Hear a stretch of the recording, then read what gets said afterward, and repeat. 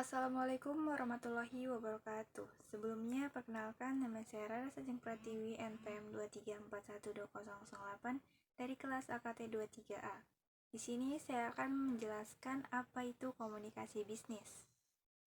Komunikasi bisnis adalah proses berbagi informasi antara orang lain di dalam dan di luar bisnis. Ini mencakup pertukaran gagasan, pendapat, instruksi, dan informasi yang memiliki tujuan tertentu.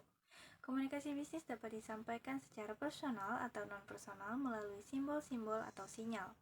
Tujuannya adalah untuk meningkatkan praktik bisnis, mengurangi kesalahan, dan mencapai target perusahaan. Selain adanya komunikasi bisnis, ada juga yang namanya komunikasi interpersonal. Komunikasi interpersonal adalah proses pertukaran informasi antara dua orang atau lebih yang saling berinteraksi dan mempengaruhi pemikiran, perasaan, dan sikap seseorang. Komunikasi ini dapat terjadi secara tatap muka dan melibatkan pesan verbal maupun non-verbal. Berikut beberapa hal yang perlu diperhatikan dalam komunikasi interpersonal. Yang pertama, sumber dan penerima, resource dan receiver. Yang kedua, pesan, message. Ketiga, konteks. Keempat, umpan balik, feedback. Dan kelima, keterbukaan dan kepekaan. Adapun jenis dan manfaat komunikasi bisnis dalam organisasi. Jenis-jenis komunikasi bisnis dalam organisasi secara vertikal antara atasan dan bawahan, secara horizontal antara anggota sejajar dalam organisasi, secara diagonal antara anggota dari departemen yang berbeda. Manfaat komunikasi dalam organisasi. Yang pertama, meningkatkan efisiensi dan produktivitas. Yang kedua, membangun hubungan yang baik antar anggota.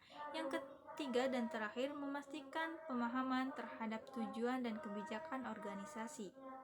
Selanjutnya, komunikasi dalam berorganisasi. Komunikasi dalam organisasi adalah proses pertukaran, pengiriman, dan penerimaan berbagai pesan dalam satu unit ke unit yang lainnya di suatu organisasi atau perusahaan.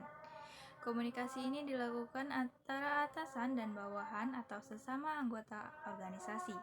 Berikut beberapa aspek penting terkait komunikasi dalam berorganisasi.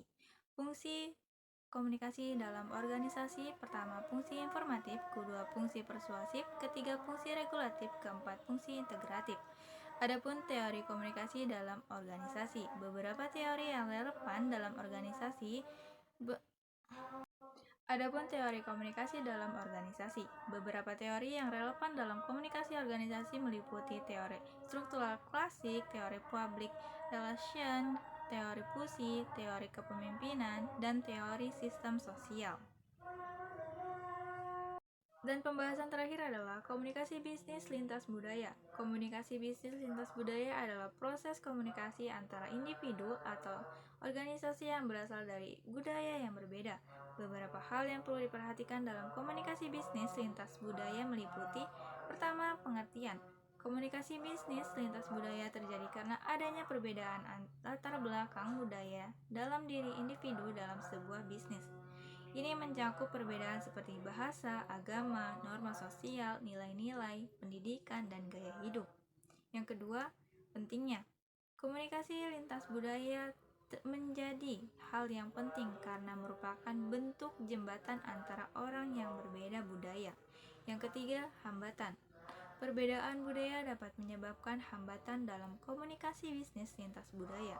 Misalnya, perbedaan agama, norma sosial, dan cara berperilaku dalam mempengaruhi pemahaman dan efektivitas komunikasi. Dan yang terakhir, cara mengatasi hambatan. Untuk mengatasi hambatan komunikasi bisnis lintas budaya, perusahaan perlu meningkatkan pemahaman terhadap budaya asing, menghormati nilai-nilai budaya, dan menggunakan bahasa yang sensitif terhadap perbedaan budaya. Sekian penjelasan yang dapat saya sampaikan. Jika ada kesalahan ataupun kekurangan, saya mohon maaf. Wassalamualaikum warahmatullahi wabarakatuh.